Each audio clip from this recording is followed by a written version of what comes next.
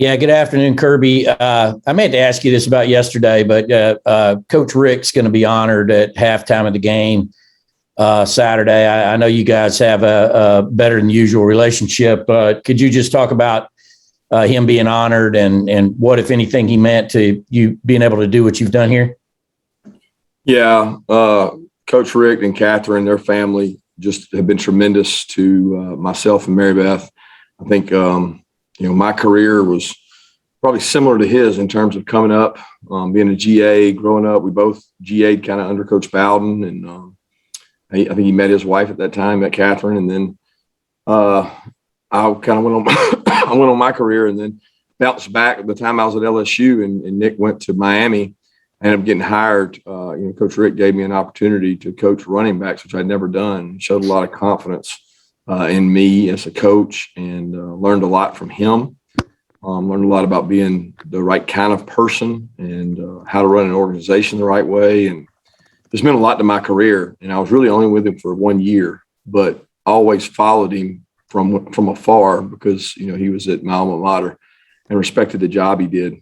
And he certainly made this a really good job from the way he built everything and the things he did the time he was here. And it's always been very fertile in terms of people and players in the state. But he's meant so much to so many. I think when you talk to the players that I know, all the guys that played for him, I've seen so many alumni and players that have just they come back to events and they just rave about their relationship. And you see guys like Terrence Edwards and Ben Watson and these great players that just respect Coach Richt and the things he did for this university. I certainly feel the same way and couldn't be prouder to be honoring him. And he's reached out to me so many times where, he and Catherine have said, hey, we're praying for you and your family. I mean, back when I was at Alabama, then it just meant a lot that he did those things. But I'm glad he's doing it, and I know our fan base will be there to recognize him.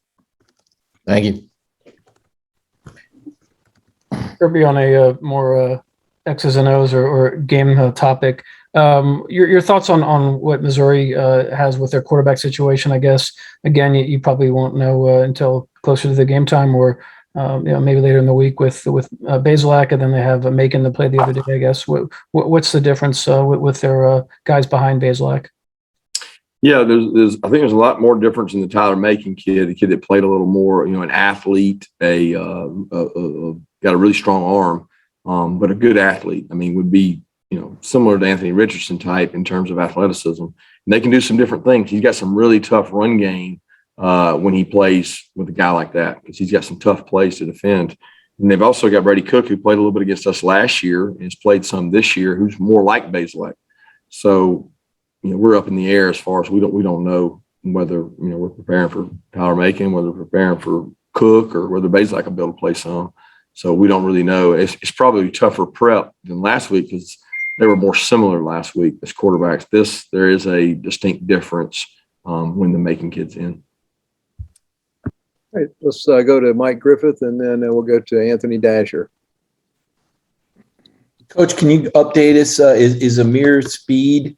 Is he at 100%? And how did the quarterbacks look today and yesterday? Quarterbacks have looked great. They've both done a tremendous job. Really pleased with where they're at. Amir has been good. He played in the Florida game. He started on kickoff return. Wanted to use him on some more on special teams and things. Just didn't know how much he'd be able to handle and tolerate. But he felt pretty good. I think he was like at 80, 85%. And he had a great rep on kickoff return that helped spring Kieres for that opening kickoff return. And he's practiced this week. And I don't know if he's 100%, but he's certainly much closer to it. He feels more confident in it. Hey, Coach, let me follow up with the quarterback question. Will Stetson be starting this weekend? And in regard to JT shaking off, any rust, how much of a necessity is it that he's able to continue to do that in these 4 remaining regular season games? I think it's important for both of them to continue to develop, make good decisions. I mean, part of playing quarterback is accuracy, decision-making, mobility. Those things are the critical factors. I mean, anybody can hand it off. We all know that. And anybody can make our run checks and decisions. But it's the decisions when the ball's in your hand and you're having to make decisions where you're going with it, where you're throwing it, all those things that are the biggest deciding factors. But yeah, I'm pleased with where both of them are. Is Stetson going to be starting again? Like I said, I'm pleased with where both of them are, and I think both of them are doing a great job. Let's take the next two questions from Dean Legge and then Tyler Griffith. Kirby, the rankings come out tonight, and it looks like y'all will be one. What procedures do you have in place? What do y'all do as a program to make sure the coaches and the players are not satisfied, for lack of a better term, after a big win over the Gators and then whatever coronation, if you want to call it that, would there be tonight? Well, they've had this night 7 times, and I would dare y'all to know how many of those 7 actually won the national championship. Anybody got an answer? Take a guess. 0? I'm guessing 0. 1's the answer. So my point would be to the players, and I made the point today and will continue to make the point, why? Why did only 1 of the 7 win it? And it's pretty easy because it either went to their head, it affected them, they didn't continue to grow and get better. And, the narrative out there will be, people will say, I'm not saying this because I certainly don't think it's true at all. But the narrative is what distorts young people's mind that they read on social media and things, that there's this, upper echelon of teams, and then there's this other group. And I don't think that's the case at all. I don't see it that way. I see every team in that top 10, top 15 capable of beating each other any given Saturday. So what we better do is distance ourselves from everybody else and get better, because we got some tough roads coming down the pipe starting this week and every week to follow when you play in the SEC. So that's our concern, is not that. We're not worried about that. I told them they could tune in and watch the Braves, but there's no need to watch the other, because that's not what's important. And it's distorted at least 6 other teams' mind enough for them not to make it there. Hey, so Zamir White broke the 100, had his first 100-yard rushing game of the season last week. Can you just talk about what he means, with so much experience in this, he bought in to the program in the running back room? What he's meant to us? Yeah.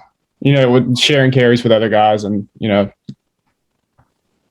the sharing carries is more for his health than anything else. I don't think a guy can play in the SEC and tote it that many times anymore. I mean, it gets tough. I saw it with Derrick Henry and seen it with other guys. It's hard to do and sustain. So what he's done is incredible in terms of carrying the workload, the leadership, the work ethic. I mean, there's not a day he comes out to practice he doesn't practice hard. And the best thing about him is he takes care of his body. He does a tremendous job. I see him come across my office outside my window right here where he's walking back and forth, and I'm texting him, "What are you doing?" "I'm coming to treatment. I'm leaving treatment. I'm getting extra treatment. I'm taking care of my body so I can be effective." And he's just a great leader. Let's take the next two questions from Jake Rowe and then Seth Emerson.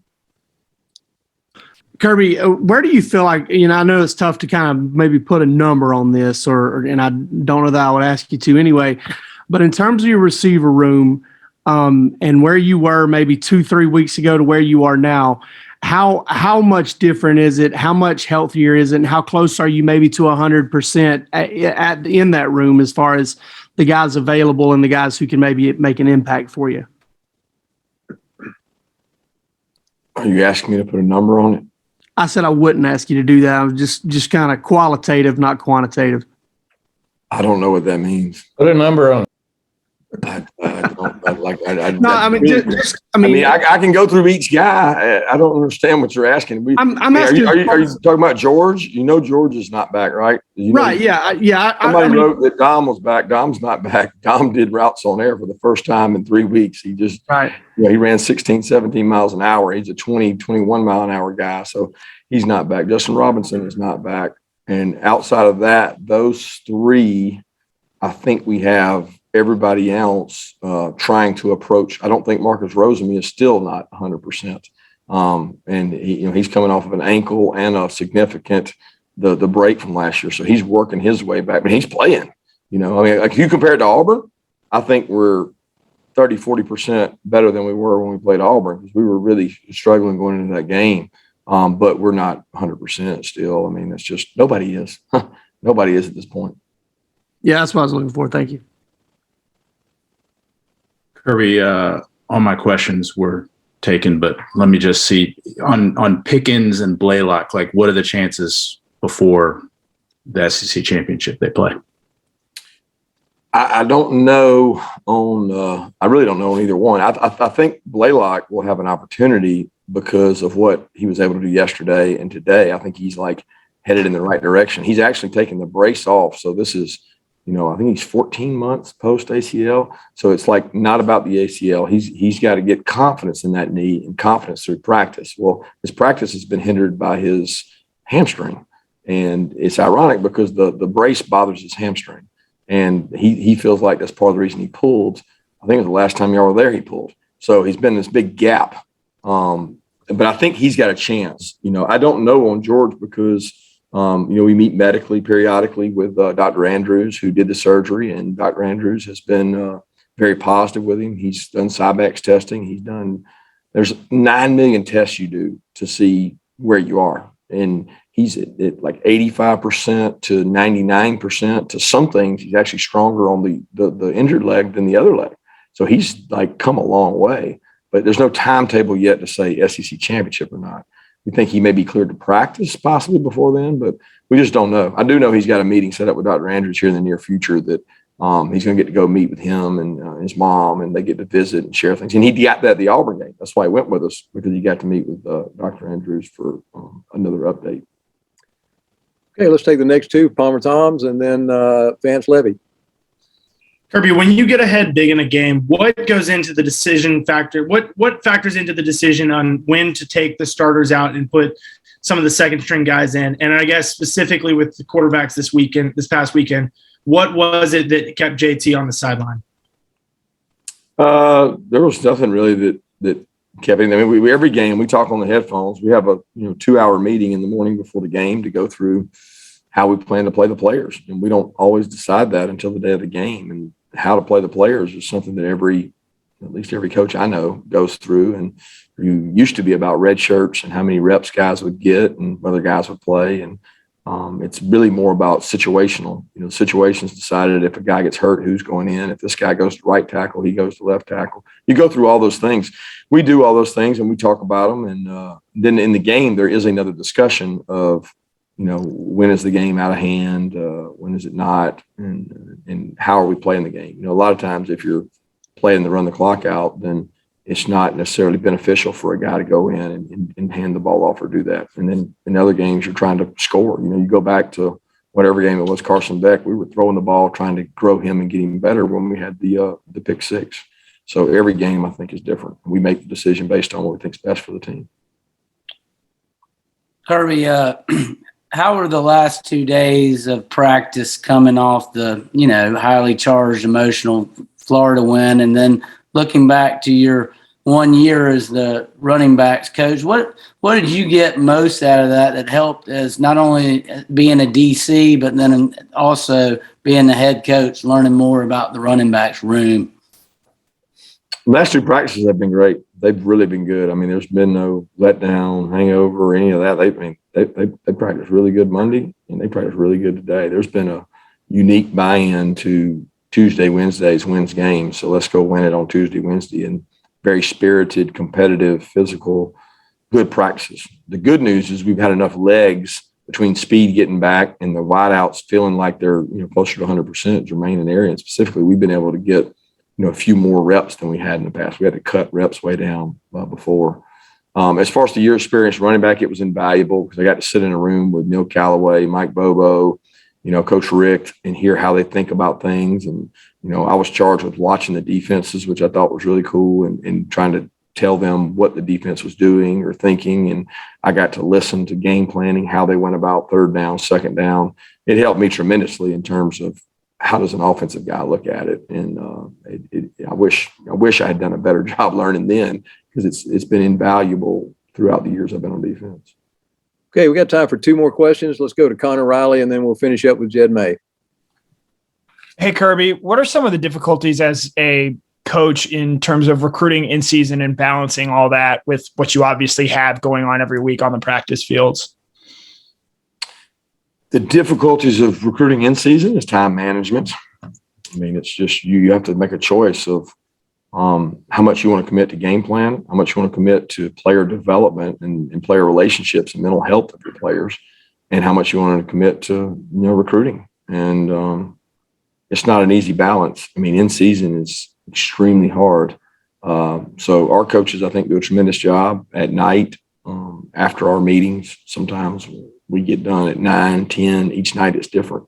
Wednesday night we get done after practice. So that's kind of our night that we recruit hard and we communicate with each other what's going on. And then Thursday night we do the same. But just a balance, whatever you're comfortable with, whatever you feel like's best. And certainly when we have home games, it makes it easier. Yeah, Kirby, I wanted to ask you again just about Keely Ringo. Just how has he developed, I guess maybe specifically from a leadership standpoint over the course of this year? I know we talked yesterday about him, trying to hold a teammate accountable on the field on Saturday. And I know you said, maybe in the middle of the game isn't the time for that. But from a leadership standpoint, I guess, what have you seen from him? And, is that a positive step in the right direction for him? Well, I mean, I'm going to be honest, Keely's not really a leader yet. He's still figuring things out. Now, he has leadership qualities. But you're talking about a defense full of some alpha males now, and he's still figuring all that out. He's learning how to lead and set an example, And it wasn't more of a getting on a teammate as much as it was his teammate messed up, and he knew it, and he knew he was right, and he just didn't necessarily handle it the right way. But I'm proud of Keely. Keely's come a long way. He's still got a long way to go. But he's come a long way because, this young man did not practice one time from the time he had the surgery last year. So I'm very pleased with where he's come. I'm proud of the way he works. And he's gotten a lot tougher, contact tough, and he's gotten a lot smarter in terms of understanding our defense. But he still has a ways to go. And he will be a leader on this team because he's going to be a guy that has a lot of experience. Thank you, Coach Smart. Thanks.